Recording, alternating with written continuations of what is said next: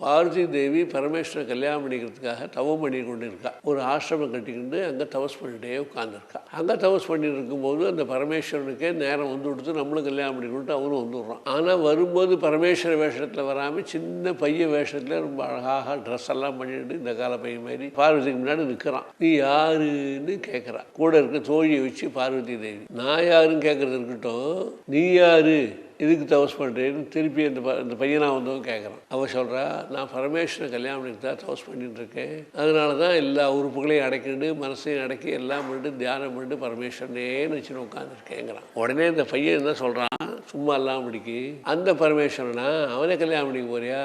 என்ன பார், நான் எவ்வளோ அழகாக இருக்கேன் பாரு, எவ்வளோ சௌந்தரியமாக இருக்கேன் பாரு, எவ்வளோ சின்ன பையனாக இருக்கேன் பாரு, ஜோராக இருக்கேன் பாரு. அந்த பரமேஸ்வரன் எப்படி இருக்கான் தெரியுமா?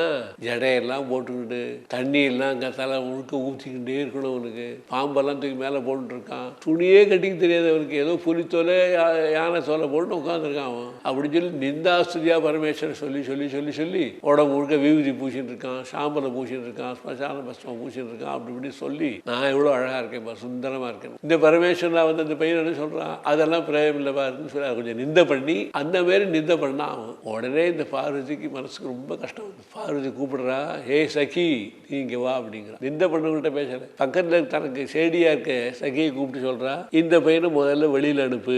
ஏன் அப்படின்னா, அவன் பாட்டுக்கு இஷ்டத்துக்கு பரமேஸ்வரனை பற்றி உபன்யாசம் பண்ணிட்டே இருக்கான், பேசிகிட்டே இருக்கான், சொல்லிகிட்டே இருக்கான். நாம் அதெல்லாம் கேட்கவே கூடாது. அதெல்லாம் நாம் அவரையே பகவானா நினச்சி அவரே கல்யாணம் பண்ணி நினச்சிட்டு இருக்கோம். இவரிடனாக்க அந்த பரமேஸ்வரனை பற்றி நிந்தையாக பண்ணியிருக்கான் அந்த சுவாமியை பற்றி. அதனால சுவாமி நிந்தனை ரொம்ப தோஷமானது, பகவத் நிந்தனை ரொம்ப தோஷமானது. நல்ல விஷயத்தான் கேட்கணும் தவிர கெட்ட விஷயமே கேட்கக்கூடாது.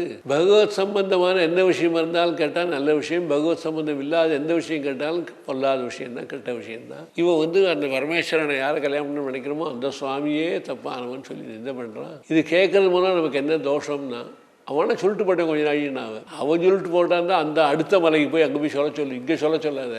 ஏன்னா அந்த மலையில் சொன்னால் அவனுக்கு ஒரு பாவம் தான் சொல்கிறவனுக்கு. நம்மக்கிட்ட நேரம் இருக்கான்னு சொன்னால் என்ன ஆகுன்னா, அவன் சொல்கிற பாவம் ஒன்று, நம்ம கேட்குற பாவம் ஒன்று, நம்ம கேட்க கேட்க அவன் என்ன உற்சாகப்படுத்தி சொல்ல வைக்கிற பாவம் ஒன்று. இத்தனை பாவம் வந்து சேரும். அதனால சீக்கிரம் அந்த பையனை விரட்டு.